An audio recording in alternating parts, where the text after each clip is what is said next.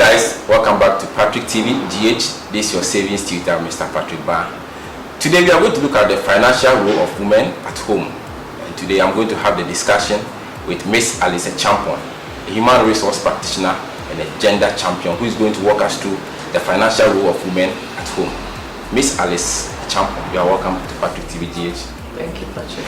Okay, so perhaps our viewers don't know who Miss Alice Champion is. Can you tell us a brief history about who you are and what you do? I'm a human resources practitioner. I work with an international development agency that focuses on building the capacity of small enterprises and smallholder farmers. I'm also a gender champion for my organization and have a strong interest in women empowerment, specifically financial empowerment.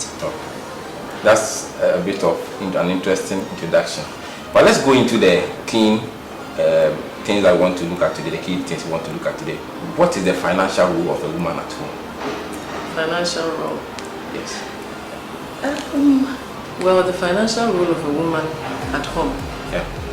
Traditionally, most people believe that a woman does not have any financial role at home. But in my opinion, I would say that she has a supporting role to play at home. Okay. So a woman in the setting of marriage, especially, of course, can play the role of a supporting partner. In the setting where the woman is alone or the breadwinner, of course, I believe that any woman is capable of handling affairs financially or independently for that matter. Okay, so I just want to take you back to the word you use, supportive.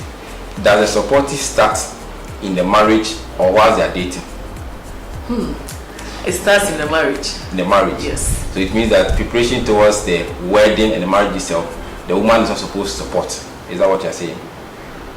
Well, it's important for roles to be defined from the onset. What I've realized with my interactions with friends and other junior colleagues is that money is usually a no-go area for couples, especially people who have met newly and are riding on the love moon. Try to stay away from the topic of money, maybe in order to look good or to make it look like everything is going to be all right financially. But I believe it's important to define it from the beginning, and how you plan towards your wedding is a good start on how your finances are going to be managed. Okay. So for example, I should be able to sit with you and say, Patrick, we have a wedding coming up. So what financial responsibility do you require me, or would you like me to take up? Okay. You can say, okay, you can take your wedding dress and you can take the cost of reception. Okay. And then if the woman is capable, I think there's nothing wrong in helping. Okay. Okay. So now let me fast forward again. Let's go forward again. We've gone to before the marriage, now they are in the marriage. There's this conception or this idea that a man should earn more than the wife in the marriage. So if you are a wife and your husband earns lesser than you, is that a challenge? Would that be a problem in a marriage? Well, it is a challenge. Okay. From what we all know, I believe you know a couple of people who are struggling with it. So there are two scenarios. One that had the woman earning more before they got married, Okay. or even before they met. Yeah. And one that had the woman earning more after the union. Yeah. The couple need to understand the dynamics and then mature up to deal with it. Okay. So for example, I don't believe that there's anything wrong with marrying a man that you are financially empowered than him, or you have a financial upper hand over. It all depends on how mature the man is to deal with it. Okay. Because if he is not mature enough, it's going to be a major challenge. So if the woman became financially empowered after the marriage, that is usually a problem because we are not sure if the man is ordinarily okay with that. Okay. But it has happened anyway. Yeah. So it's up to him to readjust his expectations and the woman to also readjust her expectations. And what will happen after this financial empowerment of the woman depends on how things were going before that. Yeah. So for example, if the man was lording it over the woman because he had more resources than her, this is the time for me to also show you that, hey, if I needed to come to you to ask you for everything, and so that's how you were powerful. Now I'm showing you that I also have some power. So the best way to deal with such situations is that if you guys are supposed to be in love and see yourselves as equal partners, it should not be a problem on any day. Okay. There should be mutual respect. If finances are merged for mutual use, it's usually the best because you won't even notice a difference. You are running a joint account, your finances are going into the same coffers. You won't notice a difference. Some couple also decide that we set aside a fund that every month you contribute 1,000, I contribute 1,000 into to run our homes. So now you earn 3,000. After your 1,000 is contributed, you have 2,000 left. I earn 15,000. After I contribute 1,000, I have 14,000 left. Then resentment begins to start because I feel I have more control over a lot of money and you are controlling less. And I'll definitely show it in your face. Wow. You mentioned joint accounts. Joint accounts. This is a very interesting topic when it comes to marriage. I want you to throw a little bit of light on that. Is it really, really important? And if couples decide to have a joint account, how should they treat it? Okay. On my perception about joint accounts or how a couple manage their finances, we have two scenarios where the couple decides to contribute an amount into an account. Okay. So say for example, I put 1,000 cedis in the account and you put the same amount in the account. Okay. And the man is left with 14,000 and the woman is left with 1,000 because their total income is 2,000. Then beyond the household expenses, resentment begins to happen because there is no equity. One person has so much finances available to them and the other person has limited finances. Okay. So that is when one person can begin to lord it over the other person. Okay. The other scenario is where you would have a joint account, your income stream all goes into that account. Okay. In the context of trust. Okay. Because in any case, if the two have decided to become one and join their lives together, I don't see what should preclude you from putting your finances together. No. And in terms of someone saying what happens if we divorce or if it doesn't work out, we live in a country where there are laws. Yeah. Well, most countries have laws that regulate what happens and they determine how finances will be managed. And in the context of justice, I believe that things will be shared in an equitable manner. Okay, so as a follow-up to what you just said, assuming I'm a wife, I'm working, I'm earning, I'm supporting my husband.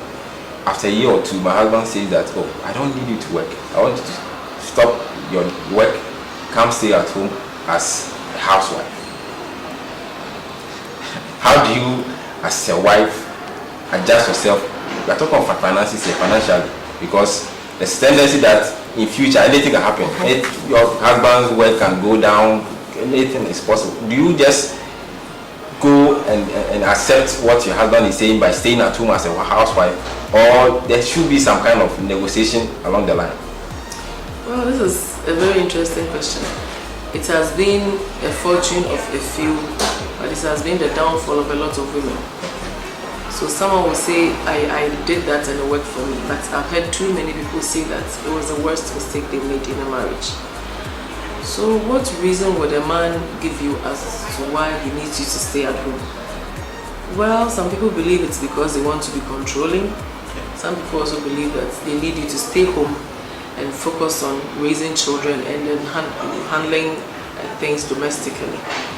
If you may agree to such an arrangement, you would have to insist that he signs a contract. First of all, the marriage started with a contract. Yeah. You signed something because you don't trust that he can just verbally tell you for better or for worse. So you shouldn't be surprised. Yes. He should sign this to commit that. Revelation to me. I didn't know when he signed the marriage contract, it means that it's to document the trust that you had for each other. Yes. Okay. I love you is never enough. Okay. You need to put it on paper. Yes. That's why you go through all that to document it, so that if you want to leave, then let's talk about the terms. Okay. So in the same context, the man should agree to document that he is asking you not to work, and that he commits to support you apart from domestic support, this amount. Because don't forget, when the man asks you not to work and he's providing all your needs and you're riding a comfortable car, the bigger picture is you don't have a pension. So you are losing out on social security, you are losing out on labor indemnity, and a whole lot. It is beyond someone providing for you on a daily basis. So what I'd like the women enjoying that glorious benefit of not working and being taken care of by the men is to ask themselves if the man can afford you a comfortable pension, the one that you would like. Okay. It's been a very interesting discussion. To your final words, to our young ladies, married women, what do you have to say to them when it comes to their financial conclusion? Well, my advice to young ladies who are yet to get married and those who are already married is to continue focusing on becoming financially empowered. If you are not employed, you should look at getting employed and making some sustainable income. If you are not in employment at the moment, you can start a business. You can start doing something small and look at how you can scale it up in the future. The reason is that you should be able to take care of all your financial needs in the event that they are deceased or there's divorce or a breakup.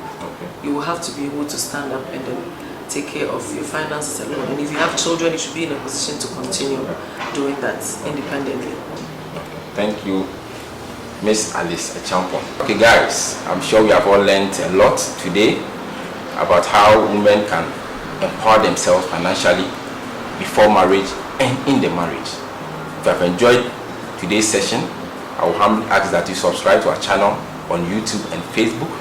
Follow us on Twitter for financial education. We'll meet again next week for more educative topics.